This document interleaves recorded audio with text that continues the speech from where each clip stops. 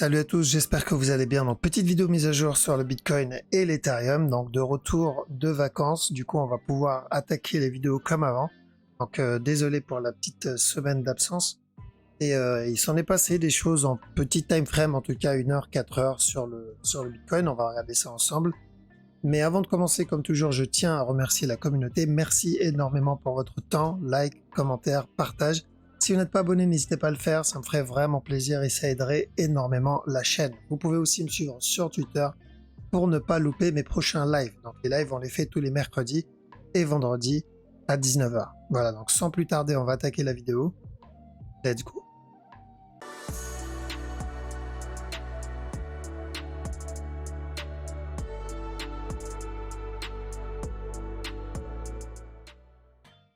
Alors donc le Bitcoin. Bitcoin, depuis la dernière vidéo, on a obtenu un gros mouvement qui a invalidé la structure 4 heures. Ça arrive, je sais qu'il y en a qui doivent être contents. Mais oui, ça arrive qu'une structure interne, surtout, s'invalide. Mais la structure daily, pour le moment, n'est pas invalide. Elle est toujours bonne. D'accord, elle est toujours bonne depuis 2021, je crois, depuis juin 2021. Quand on était là, on a dit de chercher de l'achat pour un régular ou pour un running flat avant la continuation. Il n'y a rien qui change. Alors, 1 an plus tard, c'est toujours la même direction. Maintenant, ce qu'il a invalidé, c'est le running en interne. Rappelez-vous les deux scénarios qu'on voyait ici. Premier scénario, c'était le running. Et c'est ce que je cherchais. Donc, j'ai dit, tant qu'il n'y a pas de buy setup, bien sûr, je rentre pas, mais je cherche des buy setup, j'ai privilégié l'achat. Et l'autre scénario, c'était un contracting flat là-dedans pour valider un regular flat. Et ensuite un drop. Donc là, on se retrouve avec une structure en gros 50-50. Pourquoi? Parce qu'elle est complètement dégueulasse. De toute façon, pour ceux qui suivent les vidéos depuis un petit moment et qui ont un minimum d'expérience dans Wave, vous avez vite compris que cette structure, elle est complètement dégueu. Mais on doit faire un choix dans ce genre de cas. D'accord? Une annonce de l'achat, l'autre annonce de la vente. Tu peux pas être dans les deux. Alors, tu dois choisir une direction. Donc comment tu fais? Tu choisis le scénario qui a le plus de probabilité par rapport aux milliers de trades que tu as dans le compteur. Et je sais que 80-90% du temps, c'est plutôt regular ou running flat. Un contracting, c'est très rare. Donc oui, on avait ça en tête, parce qu'il y en a qui disent « Ouais, mais t'as pas vu ça ?» Si, on l'a vu en live et on l'a vu. Il y avait le potentiel contracting et j'ai dit je sais qu'il y a un contracting, je vais faire attention, c'est pour cette raison que je vais attendre des buy setup, je ne vais pas rentrer à l'arrache. Mais ce n'est pas ça que je vais chercher à trade, c'est le running. Nous, on cherchait le running flat. Là, il a commencé avec une belle fin de structure qu'il a invalidée avec un gros top. Donc, structure invalide. Le running a été invalidé. Il a potentiellement validé ou le régular ici avec le contracting en interne ou un futur running plus tard. Je pense pas pour le running, je pense qu'on est plutôt sur ça. D'accord? Donc, la question c'est, maintenant qu'il a validé un contracting, est-ce que ça voudrait dire que à partir d'aujourd'hui, juste parce qu'il a invalidé mon running et qu'il a validé un contracting, je vais arrêter de trade comme je le faisais d'habitude et je vais mettre le contracting au top sur ma liste des structures que je vais chercher? Bah non. D'accord? Non. Le contracting, c'est juste ma ceinture de sécurité, mais je ne trade pas ça. Parce que je sais que là, il a peut-être invalidé mon running, ou des fois il m'invalidera mon régular, mais je sais que dans 80% du temps, j'aurai raison. Là, j'ai eu raison, le running là, j'avais raison, le gros régular ici, j'avais raison, le flat ici aussi pareil, et sur le gros mouvement ici aussi c'est pareil, là-dedans aussi c'est pareil, d'accord? Après, accepter que ta structure peut s'invalider fait partie du game. La dernière fois que c'est arrivé, donc avant celle-là, c'était là-dedans. Pour ceux qui s'en souviennent, c'était 4 heures. C'était là. Pour les plus anciens d'entre vous. Donc on a eu ce drop, on a eu ce up, drop ici. Et là, il y avait deux scénarios. Premier scénario, c'est un buy. Et deuxième scénario, c'était un running flat. Un drop. Et ensuite un buy. Donc les deux directions, c'est de l'achat. Là où il y avait un doute, c'était sur de l'interne. Donc on a dit on vise au moins ça. C'est une autre couleur. On vise au moins ça. Alors au minimum ça. C'est de l'achat à chaque nœud plus bas, mais on fait attention parce qu'il y a le risque d'un running. Donc on a bien eu le up. Sauf que au lieu de venir casser le bas et me valider un running flat, bah, il a continué son up. Je me rappelle, c'est là où Elon Musk a commencé à acheter. Alors donc, est-ce qu'il a invalidé la grosse direction 4 heures daily? Non. Ce qu'il a invalidé, c'est le running interne. Donc, c'est pour cette raison qu'à chaque niveau plus bas, je privilégie plutôt de l'achat. C'est juste que dans cette zone, on fait gaffe. Enfin, dans cette zone-là, on fait attention. On risque ça avant l'heure. Donc, invalider l'interne ne veut pas dire qu'il va invalider la grosse structure. Et ça, faut l'accepter, les amis, parce que je sais très bien que, surtout quand on a l'habitude, et ça on le voit avec le wave en général, quand on a l'habitude d'enchaîner les bonnes structures, des bons trades, des structures qui se valident, il suffit qu'on enchaîne 2, 3, 4 trades ou 4 structures qui s'invalident et on commence à douter ou autre. Non. C'est pas parce qu'il t'a validé 1, 2 fois un contracting ou qu'il t'a invalidé, il t'a invalidé 1 ou 2 fois un running. Là, tu dois changer ta façon de voir la structure. Regarde sur des milliers de trades. Fais une moyenne sur des milliers de trades. Alors, moi, j'ai plusieurs milliers de trades dans le compteur, que ce soit Forex ou crypto. Non, je dirais même peut-être dizaines de milliers. Donc, je peux faire une moyenne et je sais très bien que je ne vais pas miser sur un contracting. Alors, même si, oui, il y a un pourcentage que ça s'invalide en interne, mais ça, c'est le jeu. Enfin, c'est de l'analyse technique, c'est du forecast, c'est des prévisions, pas des prémonitions. Donc, pour le moment, la structure daily n'est pas invalide, est toujours bonne. Celle-là, elle a été invalidée. Donc, dans cette zone, bien sûr, je ne cherche pas de la vente. Ce serait complètement stupide de vendre dans cette zone. Comme on l'avait fait ici, rappelez-vous, dans cette zone, on avait dit on cherche de l'achat au minimum pour un B, on a obtenu. Et la cassure, drop, on a obtenu. Donc, on ne vend pas un dip, on ne vend pas un low, on achète un low. Donc, s'il vient casser le bas, ici, parce qu'on m'a posé la question, mais s'il vient casser, il se passe quoi? Bah, il y a deux possibilités. Première possibilité, on obtient un expanding, continuation. Deuxième possibilité, on va mettre en vert, on obtient un B et ensuite un C pour une plus grosse structure avant la continuation. Donc je vise ça. Moi, ce que je vais viser, s'il casse, c'est un B. Alors, parce que c'est plus safe. Mais oui, une structure peut devenir complexe très vite. Je peux attendre si je repars sur un mouvement en interne. Parce que là, ils disent des fois, on dit en commentaire, ouais, mais ça fait plusieurs semaines que tu annonces de l'achat sur certaines structures, comme là, par exemple. Bah oui, parce qu'on ne peut pas vraiment savoir à quel moment va exploser ou va valider la structure. Quand une structure 1 heure peut devenir vite une structure 4 heures. Là, on cherchait de l'achat, on l'a obtenu, mais on aurait très bien pu, à la place, obtenir un plus gros B, ensuite encore un drop, et ensuite un. Et est-ce que ça a changé la direction? Est-ce que ça a changé la structure? Est-ce que c'est autre chose qu'un regular flat? Non. C'est juste que c'est devenu un regular plus complexe. On aurait pu avoir même la cassure du top là, encore un drop, correction, drop et un up. Est-ce que ça a changé le fait que ça soit un regular flat? Non. C'est juste devenu une structure plus grande. Au lieu que ça soit une correction en 1 heure, c'est devenu peut-être une correction 4 voire daily. Donc si j'attends en gros un carré, je vous dis ok, j'attends un carré comme forme. D'accord, en 15 minutes. Il peut me donner en interne plein de petits carrés d'abord. D'accord, il peut me donner plein de petits carrés et ces petits carrés me valident le gros. Donc ça, le fractal. Petit carré 15 minutes et ces petits carrés 15 minutes me valident mon gros carré 1 heure que j'attendais. Et même ce gros carré 1 heure peut devenir lui aussi une structure beaucoup plus grande en daily. D'accord, parce que c'est les petites structures qui forment la grosse. Donc est-ce qu'on a obtenu autre chose qu'un carré? Non. La structure que je cherche, tant qu'elle n'a pas été invalidée, c'est toujours la même. Donc si j'ai ça et j'ai ça, quelle structure j'attends? Un carré, il y a de bonnes chances que j'obtienne un carré. Maintenant, si j'ai ça et que derrière j'ai ça, il y a peu de chances que j'obtienne un carré avec ça. La structure a changé. Si j'ai ça suivi de ça, il y a peu de chances aussi. Mais tant que la figure qui me donne n'invalide pas la structure que j'attends, je ne vais pas chercher autre chose. Parce que sinon, les possibilités sont illimitées. Quand une structure est jeune, c'est pareil. Si j'ai uniquement ça, je ne peux pas savoir et anticiper les possibilités derrière ça. Il y en a trop.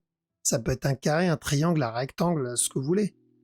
Mais plus j'ai d'informations, plus j'attends, et plus les chances d'anticiper le prochain move augmentent. D'accord? Et deviner la prochaine structure que j'attends. Donc, sur ce mouvement-là, là-dedans, ici. Donc, on avait quoi comme possibilité? Alors, je vais voir, on va voir ça en interne. On avait quoi comme possibilité ici? Un running flat. Un gros running flat. Ou en interne, d'abord un running. Casse pas se bat.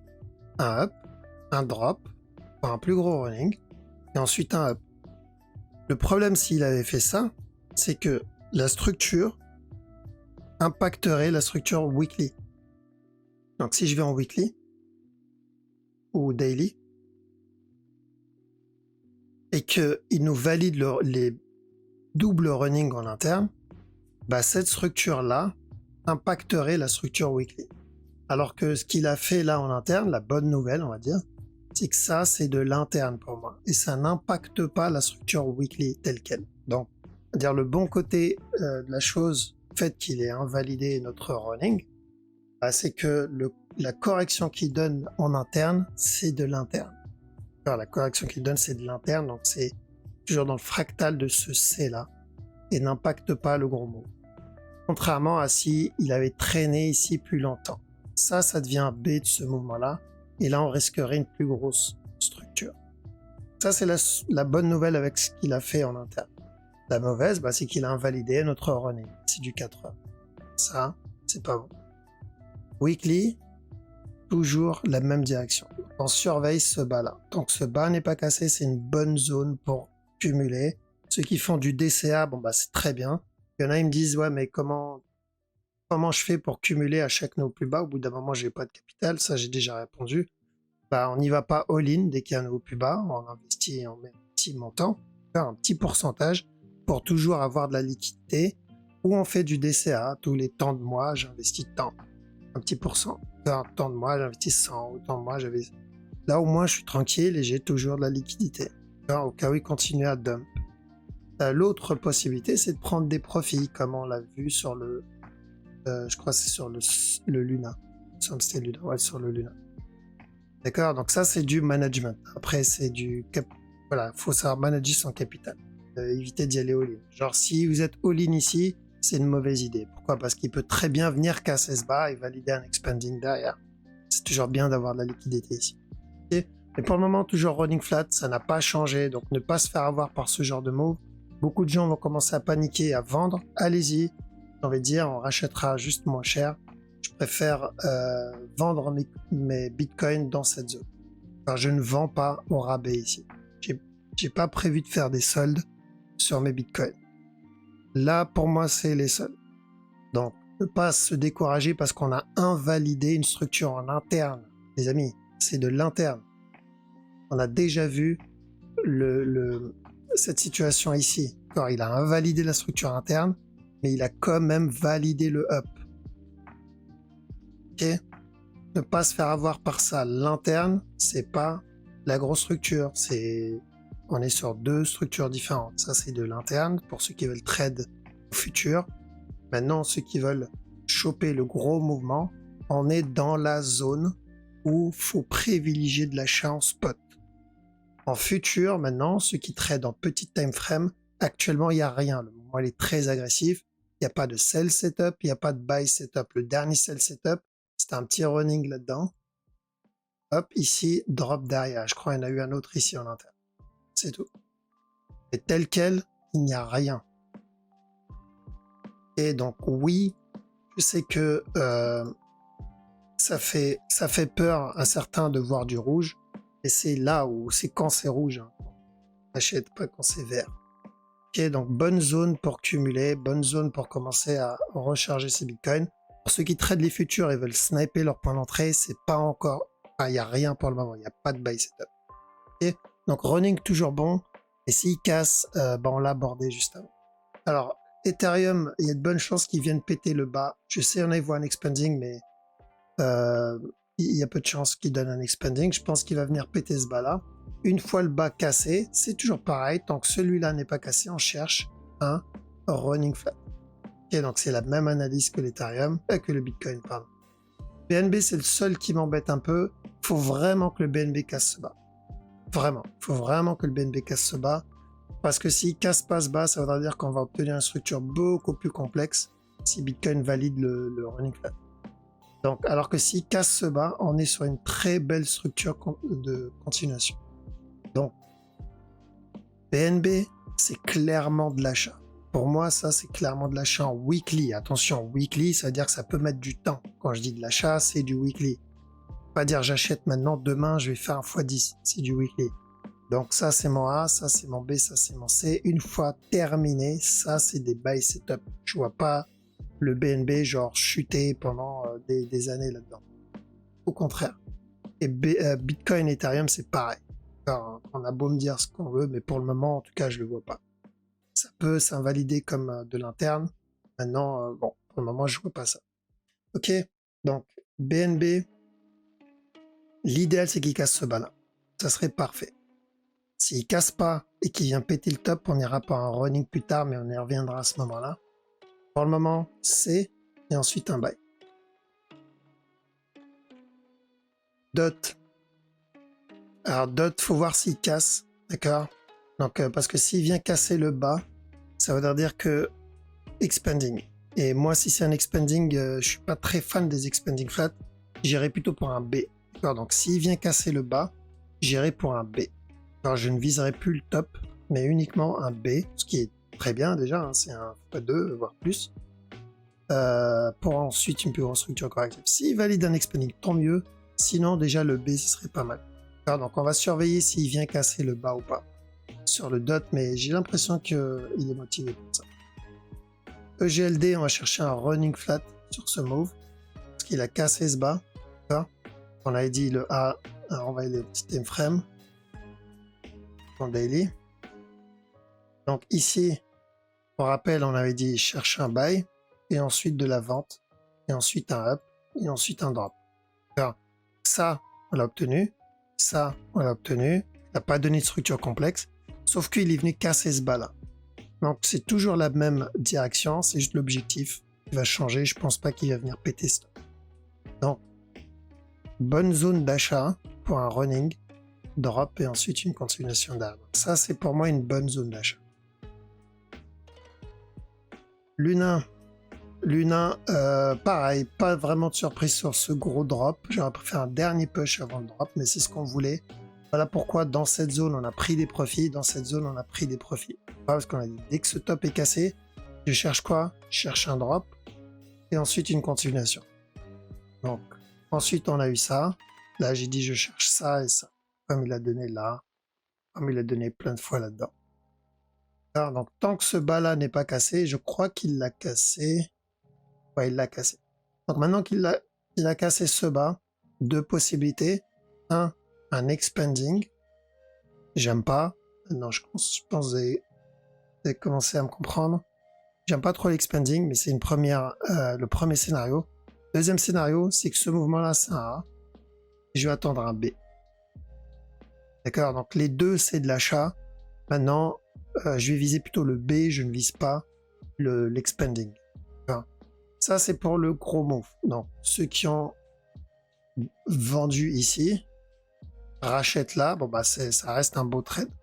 Un redoublé par un x2, voire plus, sur les profits qu'on a pris là-dedans. Là, il y avait un petit buy, on a pris des profits là, et on va pouvoir réinjecter une partie là.